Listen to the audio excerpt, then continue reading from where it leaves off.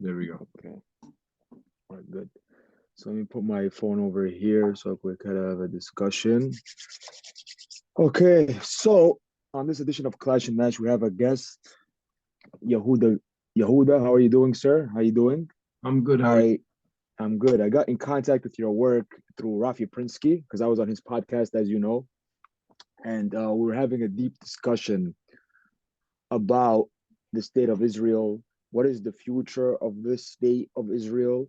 Is it a future where Palestinians have equal rights and they could practice their religion freely and they're equal under the law? Is it a state that's going to be like France, for example, Germany, America?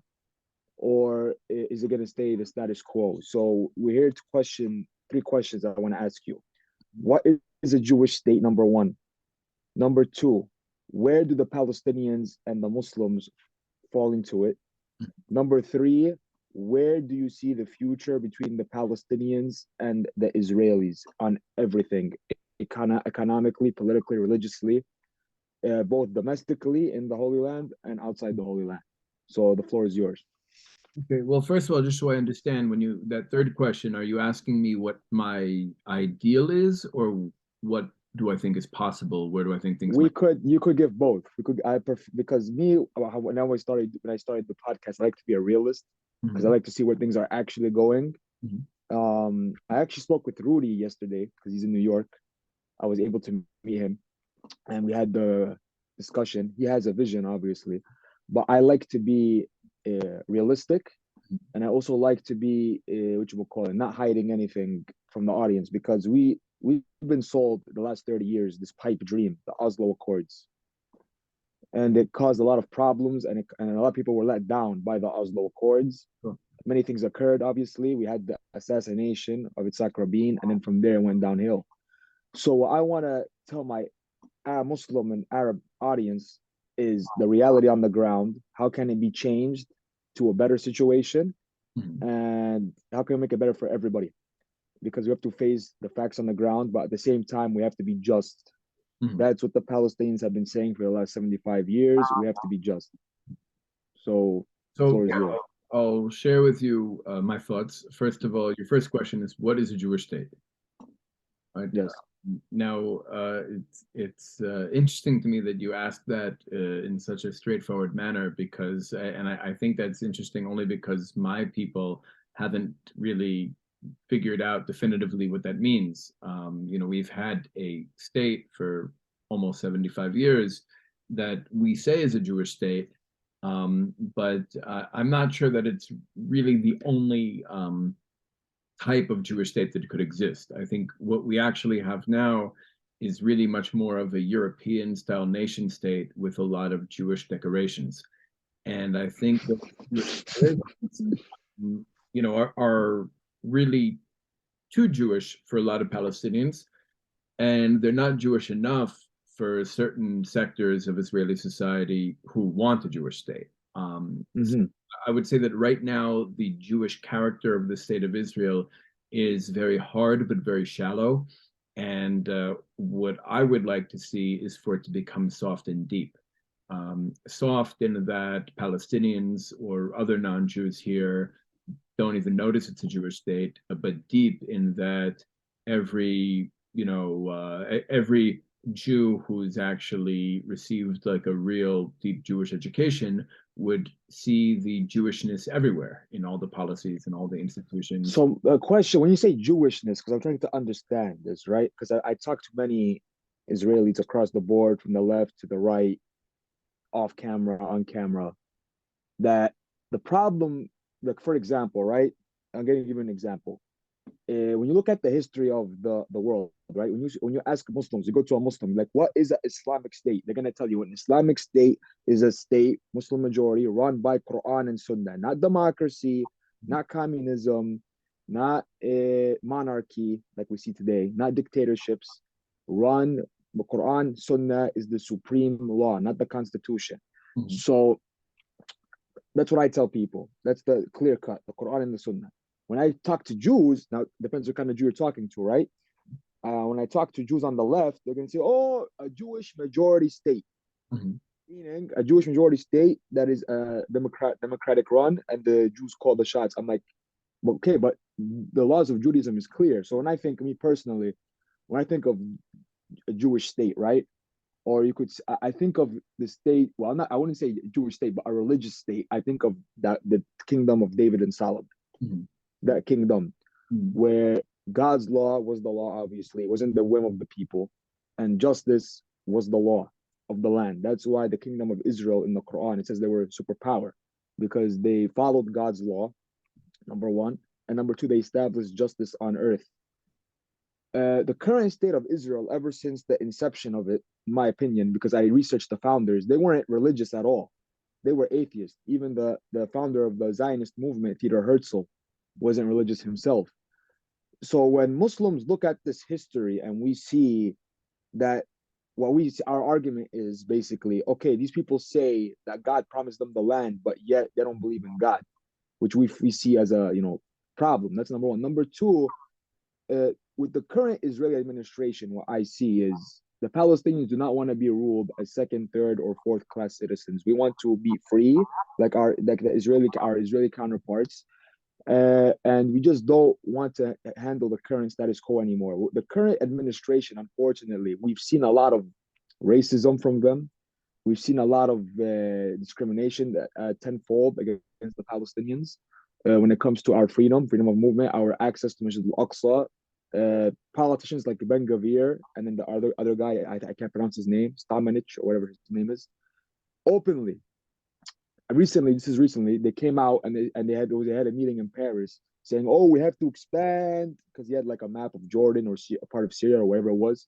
We have to expand and take over the whole Middle East or the Nile to the Euphrates or whatever their theories are, their agenda is, and how they treat Palestinians. The violence against Palestinians have risen because you have a radical elements uh, of the Israeli political system that are pushing for more discrimination policies against Palestinians. So that's number one.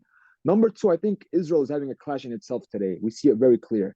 You have Jews who want to ban, let's say, for example, homosexuality, and they want to ban usury, and they want to bring back gold and silver as legal tender into the market, which, in my opinion, these things I agree with because our ancestors used gold and silver. Today, the economy, the world economy is a scam with the paper money and the printing and all that stuff. So as a Muslim, I agree with that actually. But what Muslims fear is if there is a Jewish state, what kind of state is it going to be? Because we see a state of oppression for the past 75 years. So my question is, tell us more about this tug of war inside Israel. What is going on right now over So there? I want to just go back to your first question or your first three Yeah, questions because they're yeah. good. All your questions are really good questions, and I'm not even sure you appreciate how good they are in terms of the discussions they open up on our side. I'll say that I think the first maybe point of confusion is that Jews are not a religion. Okay. It's a mistake to think that there are Muslims, Christians, and Jews, um, because Jews are actually we predate a lot of these social constructs like race and religion and ethnicity and nationality, etc. We're more like a civilization, kind of like the Aztecs. We have a spiritual component to our identity. We have a territorial component Mm-hmm. to our identity. We have a national component to our identity. We have a ritual component, a legal component, but we're more than the sum of those parts, and therefore. Um, a Jew being an atheist doesn't become less of a Jew as a result. It's not comparable to being a Muslim, or like a Muslim who's an atheist is like, okay, well, how is he a Muslim? A Jew is a Jew really because he's a descendant of the ancient Israelites. He's a descendant of Abraham, Yitzchak, and Yaakov, right? Israel, Mm-hmm. the children of Israel, right?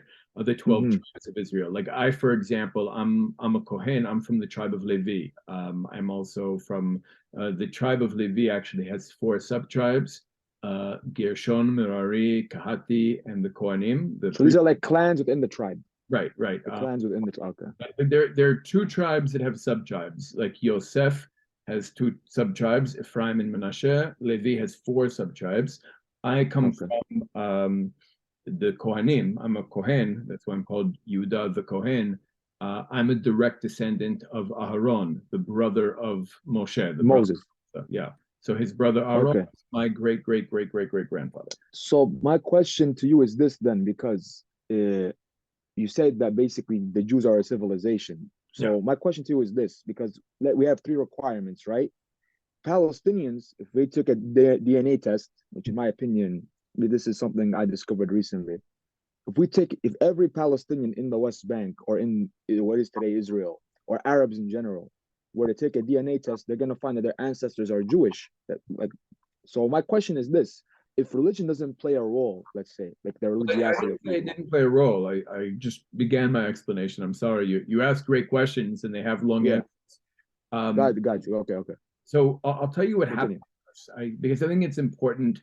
I'm coming from the perspective that one of the biggest obstacles to us being able to resolve this conflict is the fact that we don't even know each other's stories. Like we've created fantasies, like for example, on the Israeli side, there's like a fantasy of what Palestinians are that's very different from how Palestinians experience themselves or know Mm-hmm, themselves. And the mm-hmm. same is true in reverse. Like I think in Palestinian society, there's not even an awareness of what Jews are, how Jews see themselves, where we come from, what we're doing here, etc. So a lot of the work that I try to do the reconciliation work that I try to do between Jews and Palestinians in the West Bank is to really help both sides engage with the narrative and identity of the other without feeling their own narratives or identities threatened. And I think that's really important. So That's actually a good approach. I'm And yeah, continue, sir. I'm sorry. so what happened to us is our civil look 2,000 years ago, give or take, we were ruled by Rome. The Romans ruled this country, and we fought them to free our land. We lost. We fought them a few times.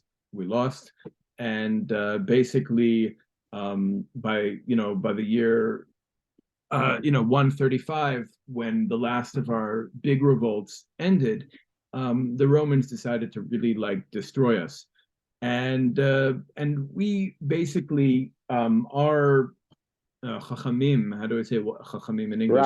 Rabbis. Yeah, okay. Our rabbis basically created a portable version of our civilization to take into exile with us. Now, Mm-hmm.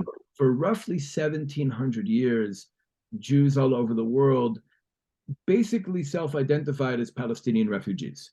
Like we organized our communal lives according to like a portable version of the civilization we left behind, usually isolated from the host populations. Like Jews in France kind of lived in our ghettos as Jews, not really connected to French society. Same in Mm-hmm. Germany. Same in most. Russia, Italy, wherever they go.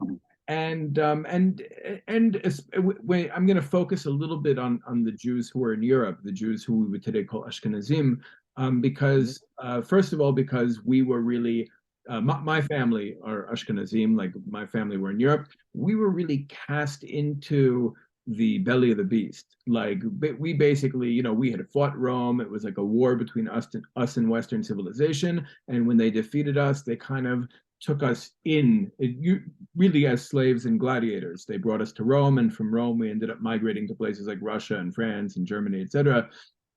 But we basically lived with under very isolated from those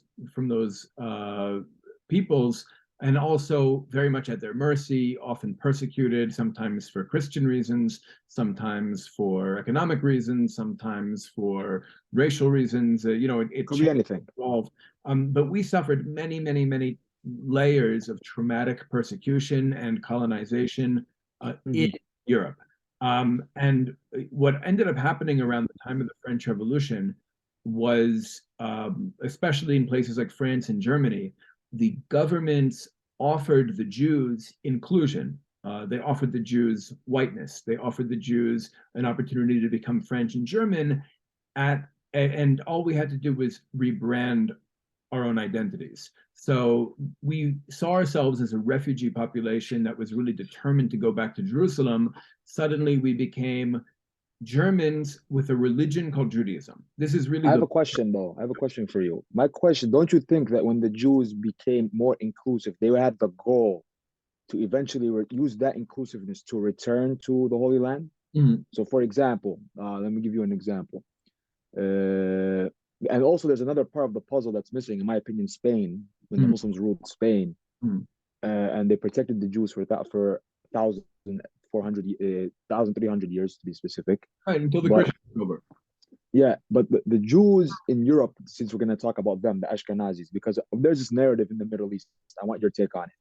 What I learned from my studying is that you have so the Ashkenazis came from an area called the Dariel Pass, which is in today Georgia. This Mhm. is based on historical records. You could correct me if I'm wrong, but the most basically the history behind this is the Muslims were in the south, and you had the Byzantines in the north, and both were pressuring the group in the middle to either become Muslim or Christian, Mhm. and eventually, as a middle ground, they became Jewish for political reasons, and then eventually their people were Jewish, and then they started moving around to Russia. They had the Mongolians come in. They went into Russia, Western Europe, America, whatever have you, and that technically speaking, they're converts. They're not like the original Beni Israel. So, what is your response to that? So, first of all, it's possible that there are specific individuals who became Jews. There's a way for thousands of years. It's the truth is since the time we left Egypt, there was a way for a non-Israelite to become an Israelite. There's a Mm-hmm. naturalization process that allows an outsider to become an insider. We've had that process for thousands of years in place, but but where Ashkenazim actually come from is not that. Ashkenazim are the Jews who lived in Judea or Palestine during the Second Temple period, during the Greco-Roman period, fought the Mm-hmm. Greeks, won, fought the Romans, lost, and were ultimately brought as slaves and gladiators to Rome, and from there migrated to other parts of Europe. Okay. That's where Ashkenazim come from. In fact, it's interesting. You mentioned this before, but a lot of the Jews, the Judeans of that time that the Romans didn't bring to Rome, the ones they let stay in Judea, ultimately became the Palestinians. So what's interesting is there was a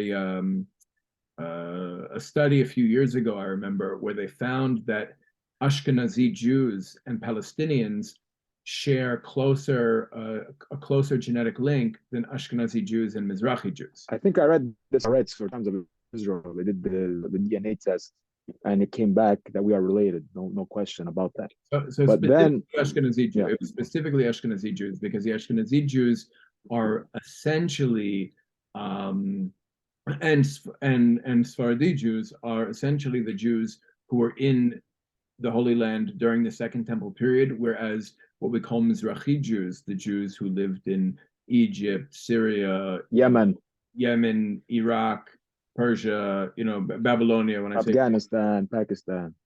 those are for the most part the Jews who did not come back during the Second Temple period. They had been I exiled. have a question for you because I was talking to Rudy recently, and Mm. Rudy said something very interesting. I want your opinion on this.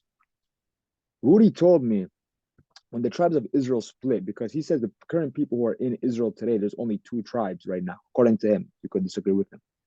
He's saying that the other family members or cousins are in Afghanistan, and that there was a myth or something about the how the descendants of Moses are in Afghanistan in a mountain or something, and then they only come down when the water overflows. So anyway, my point is that they're the modern day Pashtuns, and the Pashtuns were always monotheistic. They were never polytheistic. So And people, well, yeah, no, well, first of all, I think Rudy's mistaken. The Jews in Israel today are four tribes for the most part. or Yehuda, four tribes. My bad. I don't know. Just, so yeah. Yehuda, Shimon, Levi, and Benjamin. Plus, recently, for example, there's a tribe of there are Jews or Israelites who came back from, let's say, the India-Burma border area, who identify as a tribe of Menashe. Many of them live in the town underneath my mountain. So perhaps we also have the tribe of Menashe. Um, the Pashtun in Afghanistan actually do have a long history of self-identifying as Israelites. I think it's very possible that they are Israelites who, in the last couple centuries, adopted Islam. Okay, so my question to you is this then, Mhm. because you're saying one of the requirements, because let's look at the requirements to be in the Holy Land, right? From a Jewish state perspective, you Well, have I to be Jewish. get into requirements, but I just tried to explain who we are. I mean, it's very important what you're saying here because I also did a because this is how we're gonna solve the conflict. We have to go back in time. We have to unravel the mistake, see where the mistake is, so we could give a package deal of the history. I also think on the Jewish side, they also need to educate themselves about the Arab history of the land. For example, I get into discussions with Jews, and some Jews, some of them unfortunately Ashkenazi, they say that Hagar, radiallahu anha, was, this is God forbid, that Ismail does not count because she and Ismail are bastard and that she's a slave woman. That I have gotten this response from some of the, not all Jews, but That's some. not the way we understand it. I would tell you the opposite. I think it's very clear from the text of the Torah that Mhm, Avraham was very invested in Yishmael. Like that was a son that he cared very much about. Um, mhm. and even though there was a conflict within the family, conflict between Sarah and Hagar, and at a certain point, even a conflict between Yishmael and Yitzchak, ultimately that was resolved. Yishmael and Yitzchak did make their peace. They buried their father Abraham together. And Abraham even remarried Hagar after Sarah's death. Her new name was Keturah, and they had several more children. Um, and it was actually Yitzchak who initiated them getting back together. It was Abraham's son Yitzchak from Sarah Yes, who actually, after his mother passed, went and found Hagar to bring back to his father because he knew that a man shouldn't be single. And Hagar was clearly a righteous woman. Otherwise, Avram would have not remarried her. now Meaning I have that, a question for you because Rudy also told me that she was the princess in Egypt. She was the yes, princess of the Pharaoh, daughter of the Pharaoh. Okay, yes. interesting. So where is this coming from? Because some of I they could be ignorant. Some Jews that I deal with, they come with this concept. Even Christians, even they say that Hajar, a'udhu billah, is like just a slave woman, and that is First Ismail of is. all, Where does this come from? yeah, okay. First of all, you have to understand that there's the concept of slave or servant, or the word in Hebrew is eved, or for a woman, shivcha. Mm, It's not like the type of slavery we think about in the way slavery, America. well, America for sure, or American slavery is much more like Greco-Roman slavery, where Mm, slaves are essentially, you know, inhuman. They're treated like they're inhuman, right? mhm. In Hebrew culture, somebody who is what we would call a slave is actually like a member of the family. Like Mm. it's a very different it's a very different type of position, a very different type of relationship. So the story of Hagar is that she was a princess of Egypt. Egypt was the most powerful empire in the world at that At time, that time, like the yes. superpower of the world. And her father, the pharaoh, was so in awe of Abraham, who is essentially the representative of the creator on earth, that he decided to give his daughter as a quote unquote slave to Abraham, to his family, because that would be a step up for her from being a princess in the mightiest empire in the world. Uh, and, Mm. So it's and like in Arabic, for example, we have a saying called Abdullah, which means the slave of God, which is a title that Muslims right, proudly right, have. Ebed. It's a very similar. The grammar is very similar to the Hebrew Ebed, right? Yeah. Like so yeah, so the idea is that she was somebody who joined the family as like I think a good way to understand it is like a servant, but also like an Mhm. apprentice. Kind of like if you're familiar with Star Wars, right? Like a Padawan. A Padawan would kind of be like a Hebrew slave. You know what I mean? Like that, Understood. Okay. an apprentice. I, Yeah, that another thing I wanted to ask you is about the story of Musa alayhi salam, where Mount Sinai is. We tried a discussion with Rudy about this. I want your opinion on this. I watched a video on YouTube about this guy. He goes to Saudi Arabia. He says the real Mount Sinai is in Saudi Arabia. Mhm. Now, because if you read the Quran, the Torah, the Bible, and look at the map, right? When Moses split the Red Sea, there's only two locations he could have went to. Can't be the Holy Land because the children of Israel did not reach that area yet. So historians are debating, even in the Muslim community, that he was. This is recent. That we're talking about the last 5, 6 years. Saudi Arabia, modern day Saudi Arabia or Jordan. So my question for you is the following: did Moses, in short, travel to Mecca? Because there's a rabbi, he even described why Jews have cubes. You know those? I don't know if you know what I'm talking about. They Feeling. wear the cubes, yes, and it looks like the Kaaba. Okay. So the theory is, I don't know if this is true or not. We could go deep into it. Did you think Musa alayhi salam at one point with the children of Israel went to Mecca or were in anywhere in the Arab land? Not that I'm aware of. You know, I'm not an expert. Whether it was in the Mm, Sinai Desert, whether it was in Saudi Arabia, you know, my assumption is it was in the Sinai Desert, in the Sinai Peninsula, but I'm open to being proven wrong. But in terms of the totafot, the tefillin, the head tefillin yeah. that Jewish men wear, that's actually a symbol of our victory over Egypt, because you know, the pharaoh would wear something here, but it would be a snake. It would be like a cobra, Yeah. which is round, which is expressive of nature, right? Hmm. And nature, you know, the ideology of ancient Egypt was one of just like you know, we're all just like these kind of how do I put this? It was like these like cycles of nature. There was no morality. There was no good and bad. We just Basically, like today with what they call evolution. yeah.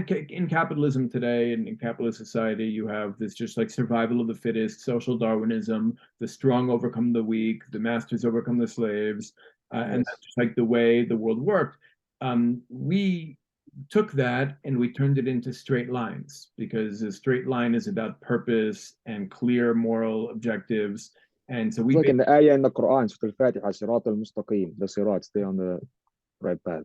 right. So Correct. that's what we did. Okay. We when we defeated Egypt, or when our God defeated Egypt, we had a symbol of that, which was actually taking what was on Paro's head and turning it into making it square to symbolize Hmm.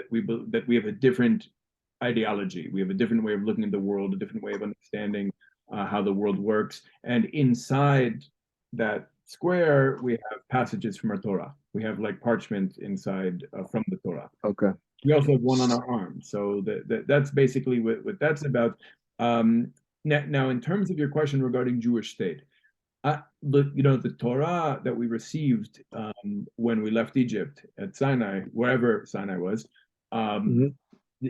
that Torah was not just a set of rules for how I, as an individual, can be righteous. It was also how we can create a holy society. It's, you know, Hmm.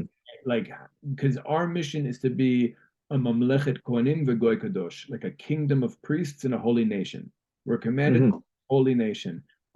That means there's no real separation between holiness and statecraft, Church and state.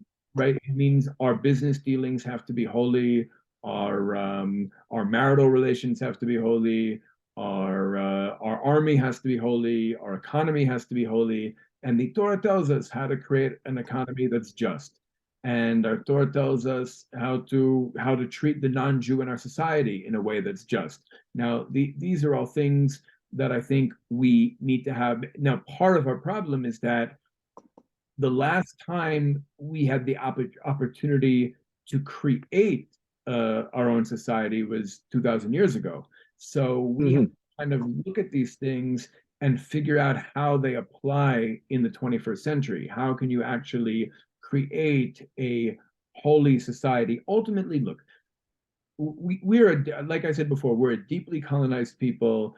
The Zionist movement, with all its flaws, did succeed at bringing us home, did succeed at reviving our ancient language, did succeed in a lot of in accomplishing a lot of the things that we had been deeply wanting for thousands of years.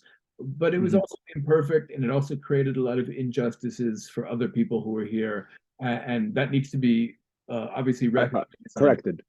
Yeah, and But I think that now, but I understand that mhm. when I'm talking about my own people's liberation, it's a step-by-step process. Those people, those the Zionists who actually achieved those things, weren't necessarily thinking about creating a holy state or even a revolutionary state. But as far as, but I'll say to their credit, there was another group that did not identify as Zionists, that fought the British to free our land, and they were very much looking for Israel to become a revolutionary state that sides with the oppressed of the world against the oppressors of the world. But For here's a problem with that, brother. Like my question, because then now we're gonna go into a little controversy. well, hold In on, but order, okay, just okay, okay, continue, I continue. want Okay, to my bad. give a very clear example. You know, Mm, when the Algerians fought for their freedom against the French, the Zionist government of Israel supported the French. But mhm, but the group in Israel, the it was called the Lehi, the Fighters for the Freedom of Israel, that had fought the British, their leader Natan Yelin-Mor, he started the Israeli Committee for a Free Algeria. He was very much of the belief that Israel needs to be an organic part of the Semitic region, that we need to create like a bloc with all of the states around us against both US and Soviet imperialism in the region, mhm, that Israel should be taking a leadership role in protecting the entire Middle East from Western aggression. And mhm, unfortunately, the people who took over the country, even though his group is the group that forced the British to leave, the Zionists who actually took power ultimately allied the state of Israel with the Western powers,